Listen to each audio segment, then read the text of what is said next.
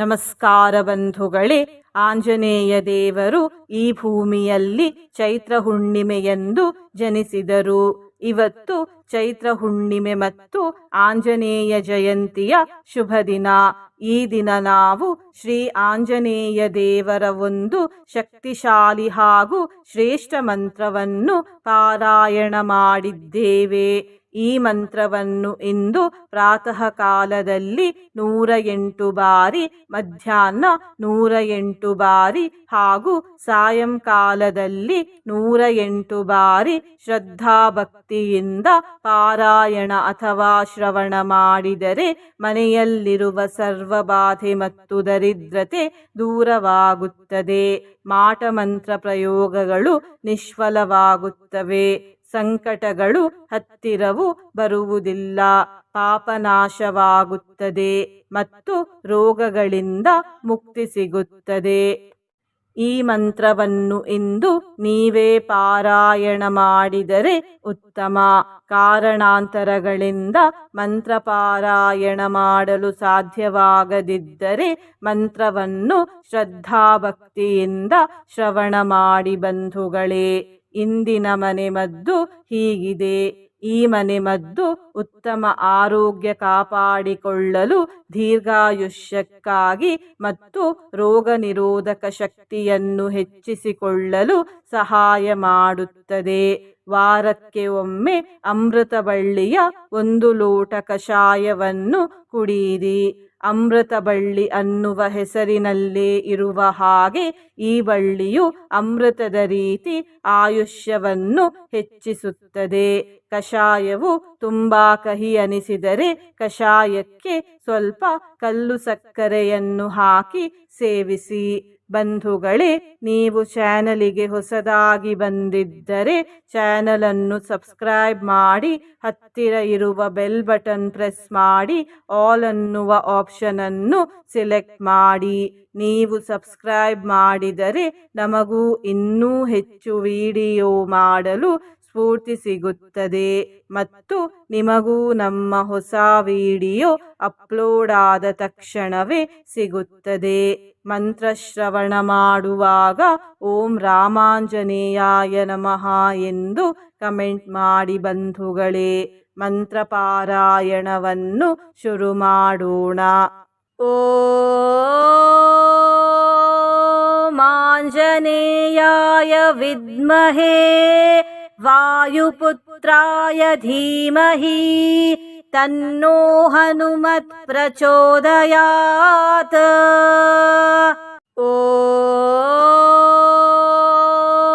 ಆಂಜನೇಯಾಯ ವಿದ್ಮಹೇ ವಾಯುಪುತ್ರಾಯ ಧೀಮಹಿ ತನ್ನೋ ಹನುಮತ್ ಪ್ರಚೋದಯಾತ್. ಓಂ ಆಂಜನೇಯಾಯ ವಿದ್ಮಹೇ ವಾಯುಪುತ್ರಾಯ ಧೀಮಹಿ ತನ್ನೋ ಹನುಮತ್ ಪ್ರಚೋದಯಾತ್.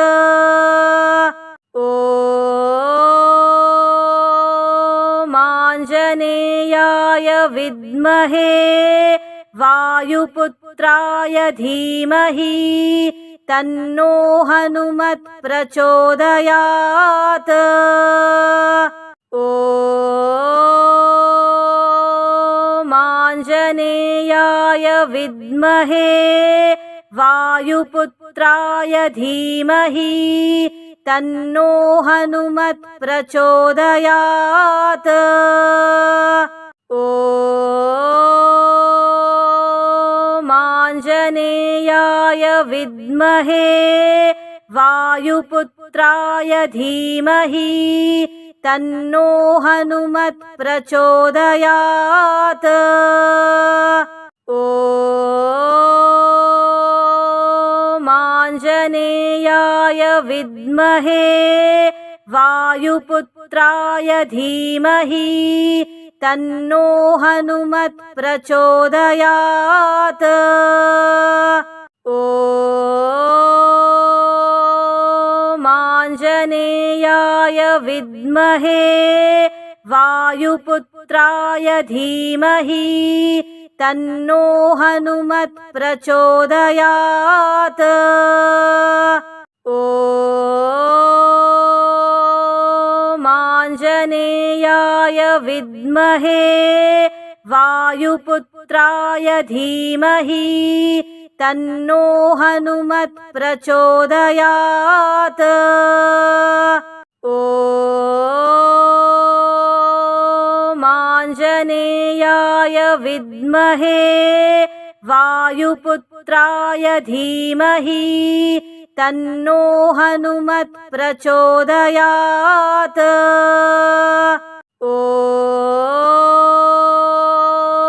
आञ्जनेयाय विद्महे वायुपुत्राय धीमहि तन्नो हनुमत् प्रचोदयात्। ॐ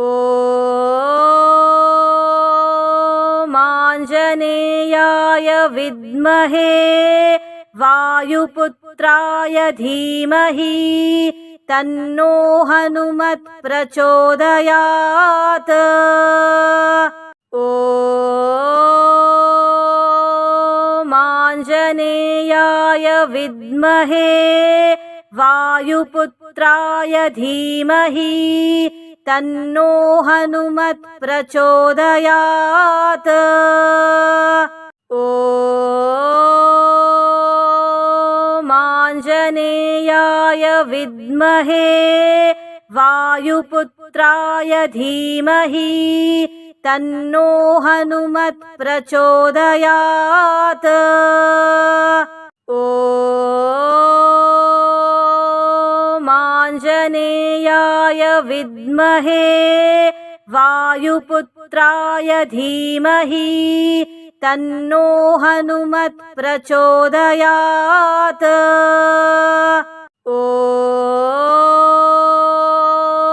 आञ्जनेयाय विद्महे वायुपुत्राय धीमहि तन्नो हनुमत् प्रचोदयात्। ॐ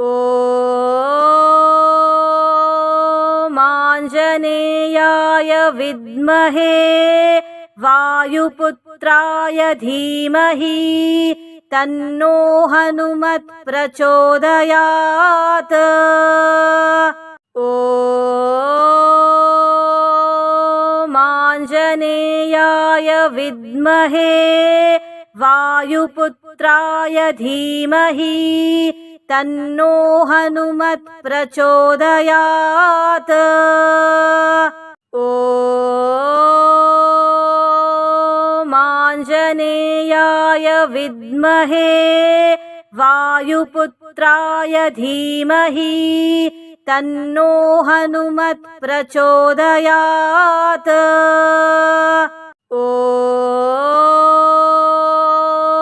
आञ्जनेयाय विद्महे वायुपुत्राय धीमहि तन्नो हनुमत् प्रचोदयात्। ॐ आञ्जनेयाय विद्महे वायुपुत्राय धीमहि तन्नो हनुमत् प्रचोदयात्। ॐ आञ्जनेयाय विद्महे वायुपुत्राय धीमहि तन्नो हनुमत् प्रचोदयात्। ॐ आञ्जनेयाय विद्महे वायुपुत्राय धीमहि तन्नो हनुमत् प्रचोदयात्। ॐ आञ्जनेयाय विद्महे वायुपुत्राय धीमहि तन्नो हनुमत् प्रचोदयात्। ॐ आञ्जनेयाय विद्महे वायुपुत्राय धीमहि तन्नो हनुमत् प्रचोदयात्। ॐ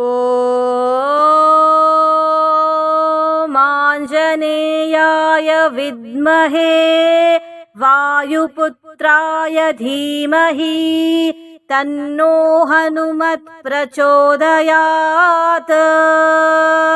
ॐ आञ्जनेयाय विद्महे वायुपुत्राय धीमहि तन्नो हनुमत् प्रचोदयात्। ॐ आञ्जनेयाय विद्महे वायुपुत्राय धीमहि तन्नो हनुमत् प्रचोदयात्। ॐ आञ्जनेयाय विद्महे वायुपुत्राय धीमहि तन्नो हनुमत् प्रचोदयात्। ॐ आञ्जनेयाय विद्महे वायुपुत्राय धीमहि तन्नो हनुमत् प्रचोदयात्। ॐ आञ्जनेयाय विद्महे वायुपुत्राय धीमहि तन्नो हनुमत् प्रचोदयात्। ॐ आञ्जनेयाय विद्महे वायुपुत्राय धीमहि तन्नो हनुमत् प्रचोदयात्। ॐ आञ्जनेयाय विद्महे वायुपुत्राय धीमहि तन्नो हनुमत् प्रचोदयात्। ॐ आञ्जनेयाय विद्महे वायुपुत्राय धीमहि तन्नो हनुमत् प्रचोदयात्। ॐ आञ्जनेयाय विद्महे वायुपुत्राय धीमहि तन्नो हनुमत् प्रचोदयात्। ॐ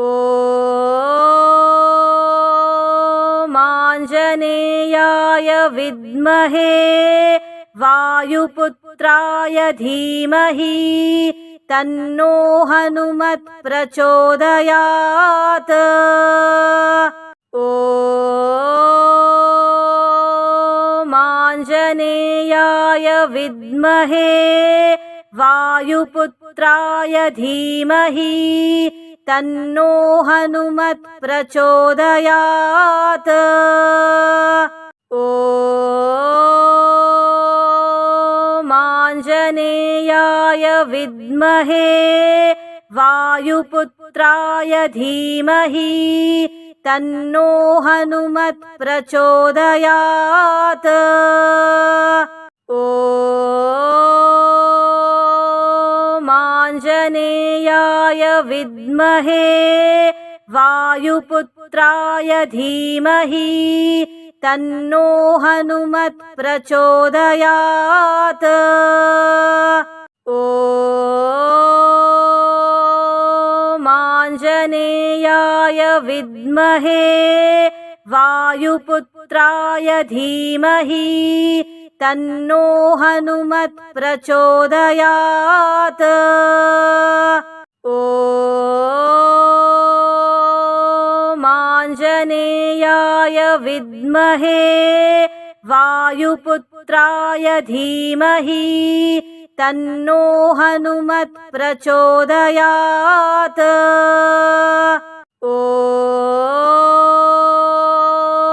आञ्जनेयाय विद्महे वायुपुत्राय धीमहि तन्नो हनुमत् प्रचोदयात्। ॐ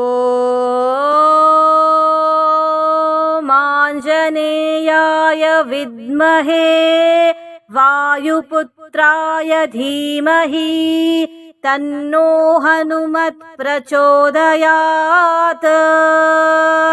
ॐ आञ्जनेयाय विद्महे वायुपुत्राय धीमहि तन्नो हनुमत् प्रचोदयात्। ॐ आञ्जनेयाय विद्महे वायुपुत्राय धीमहि तन्नो हनुमत् प्रचोदयात्। ॐ आञ्जनेयाय विद्महे वायुपुत्राय धीमहि तन्नो हनुमत् प्रचोदयात्। ॐ आञ्जनेयाय विद्महे वायुपुत्राय धीमहि तन्नो हनुमत् प्रचोदयात्। ॐ आञ्जनेयाय विद्महे वायुपुत्राय धीमहि तन्नो हनुमत् प्रचोदयात्। ॐ आञ्जनेयाय विद्महे वायुपुत्राय धीमहि तन्नो हनुमत् प्रचोदयात्। ॐ आञ्जनेयाय विद्महे वायुपुत्राय धीमहि तन्नो हनुमत् प्रचोदयात्। ॐ आञ्जनेयाय विद्महे वायुपुत्राय धीमहि तन्नो हनुमत् प्रचोदयात्। ॐ आञ्जनेयाय विद्महे वायुपुत्राय धीमहि तन्नो हनुमत् प्रचोदयात्। ॐ आञ्जनेयाय विद्महे वायुपुत्राय धीमहि तन्नो हनुमत् प्रचोदयात्। ॐ आञ्जनेयाय विद्महे वायुपुत्राय धीमहि तन्नो हनुमत् प्रचोदयात्। ॐ आञ्जनेयाय विद्महे वायुपुत्राय धीमहि तन्नो हनुमत् प्रचोदयात्। ॐ आञ्जनेयाय विद्महे वायुपुत्राय धीमहि तन्नो हनुमत् प्रचोदयात्। ॐ आञ्जनेयाय विद्महे वायुपुत्राय धीमहि तन्नो हनुमत् प्रचोदयात्। ॐ आञ्जनेयाय विद्महे वायुपुत्राय धीमहि तन्नो हनुमत् प्रचोदयात्। ॐ आञ्जनेयाय विद्महे वायुपुत्राय धीमहि तन्नो हनुमत् प्रचोदयात्। ॐ आञ्जनेयाय विद्महे वायुपुत्राय धीमहि तन्नो हनुमत् प्रचोदयात्। ॐ आञ्जनेयाय विद्महे वायुपुत्राय धीमहि तन्नो हनुमत् प्रचोदयात्। ॐ आञ्जनेयाय विद्महे वायुपुत्राय धीमहि तन्नो हनुमत् प्रचोदयात्। ॐ आञ्जनेयाय विद्महे वायुपुत्राय धीमहि तन्नो हनुमत् प्रचोदयात्। ॐ आञ्जनेयाय विद्महे वायुपुत्राय धीमहि तन्नो हनुमत् प्रचोदयात्। ॐ आञ्जनेयाय विद्महे वायुपुत्राय धीमहि तन्नो हनुमत् प्रचोदयात्। ॐ आञ्जनेयाय विद्महे वायुपुत्राय धीमहि तन्नो हनुमत् प्रचोदयात्। ॐ आञ्जनेयाय विद्महे वायुपुत्राय धीमहि तन्नो हनुमत् प्रचोदयात्। ॐ आञ्जनेयाय विद्महे वायुपुत्राय धीमहि तन्नो हनुमत् प्रचोदयात्। ॐ आञ्जनेयाय विद्महे वायुपुत्राय धीमहि तन्नो हनुमत् प्रचोदयात्। ॐ आञ्जनेयाय विद्महे वायुपुत्राय धीमहि तन्नो हनुमत् प्रचोदयात्। ॐ आञ्जनेयाय विद्महे वायुपुत्राय धीमहि तन्नो हनुमत् प्रचोदयात्। ॐ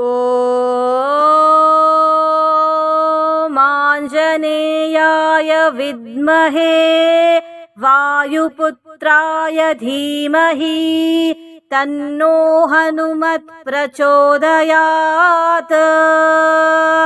ॐ आञ्जनेयाय विद्महे वायुपुत्राय धीमहि तन्नो हनुमत् प्रचोदयात्। ॐ आञ्जनेयाय विद्महे वायुपुत्राय धीमहि तन्नो हनुमत् प्रचोदयात्। ॐ आञ्जनेयाय विद्महे वायुपुत्राय धीमहि तन्नो हनुमत् प्रचोदयात्। ॐ आञ्जनेयाय विद्महे वायुपुत्राय धीमहि तन्नो हनुमत् प्रचोदयात्। ॐ आञ्जनेयाय विद्महे वायुपुत्राय धीमहि तन्नो हनुमत् प्रचोदयात्।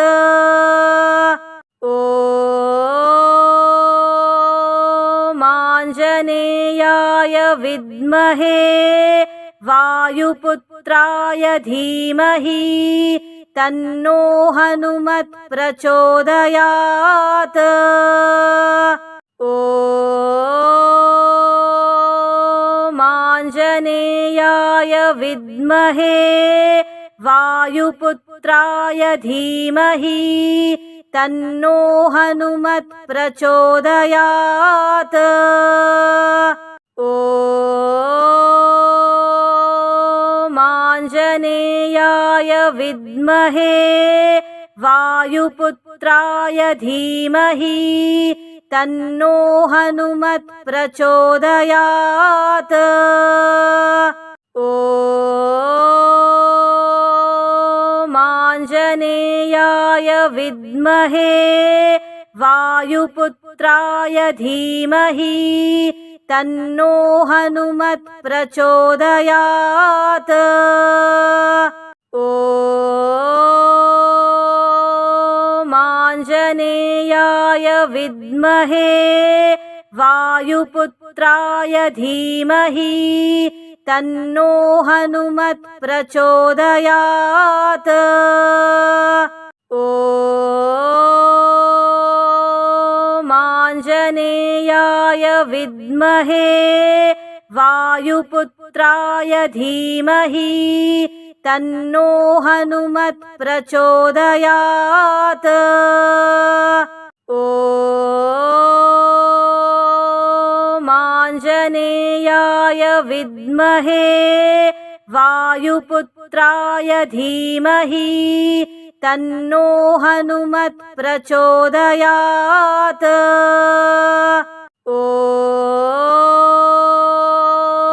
आञ्जनेयाय विद्महे वायुपुत्राय धीमहि तन्नो हनुमत् प्रचोदयात्।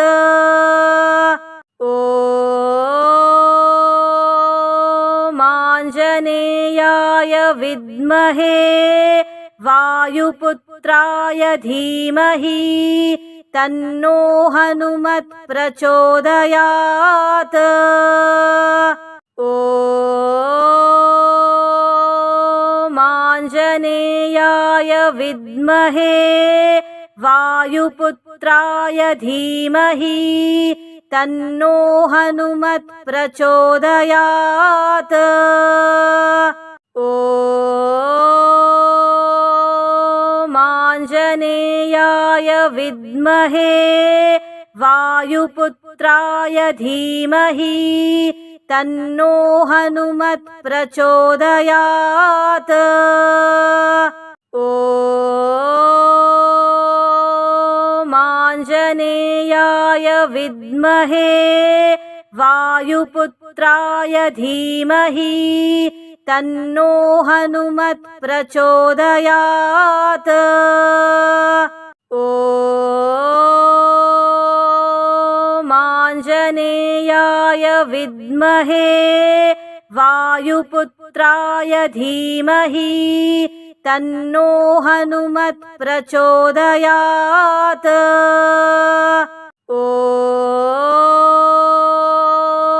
आञ्जनेयाय विद्महे वायुपुत्राय धीमहि तन्नो हनुमत् प्रचोदयात्। ॐ आञ्जनेयाय विद्महे वायुपुत्राय धीमहि तन्नो हनुमत् प्रचोदयात्। ॐ आञ्जनेयाय विद्महे वायुपुत्राय धीमहि तन्नो हनुमत् प्रचोदयात्। ॐ आञ्जनेयाय विद्महे वायुपुत्राय धीमहि तन्नो हनुमत् प्रचोदयात्। ॐ आञ्जनेयाय विद्महे वायुपुत्राय धीमहि तन्नो हनुमत् प्रचोदयात्। ॐ आञ्जनेयाय विद्महे वायुपुत्राय धीमहि तन्नो हनुमत् प्रचोदयात्। ॐ आञ्जनेयाय विद्महे वायुपुत्राय धीमहि तन्नो हनुमत् प्रचोदयात्। ॐ आञ्जनेयाय विद्महे वायुपुत्राय धीमहि तन्नो हनुमत् प्रचोदयात्। ॐ आञ्जनेयाय विद्महे वायुपुत्राय धीमहि तन्नो हनुमत् प्रचोदयात्। ॐ आञ्जनेयाय विद्महे वायुपुत्राय धीमहि तन्नो हनुमत् प्रचोदयात्। ॐ आञ्जनेयाय विद्महे वायुपुत्राय धीमहि तन्नो हनुमत् प्रचोदयात्। ॐ आञ्जनेयाय विद्महे वायुपुत्राय धीमहि तन्नो हनुमत् प्रचोदयात्। ॐ आञ्जनेयाय विद्महे वायुपुत्राय धीमहि तन्नो हनुमत् प्रचोदयात्। ॐ आञ्जनेयाय विद्महे वायुपुत्राय धीमहि तन्नो हनुमत् प्रचोदयात्। ॐ आञ्जनेयाय विद्महे वायुपुत्राय धीमहि तन्नो हनुमत् प्रचोदयात्। ॐ आञ्जनेयाय विद्महे वायुपुत्राय धीमहि तन्नो हनुमत् प्रचोदयात्। ॐ आञ्जनेयाय विद्महे वायुपुत्राय धीमहि तन्नो हनुमत् प्रचोदयात्। ॐ आञ्जनेयाय विद्महे वायुपुत्राय धीमहि तन्नो हनुमत् प्रचोदयात्।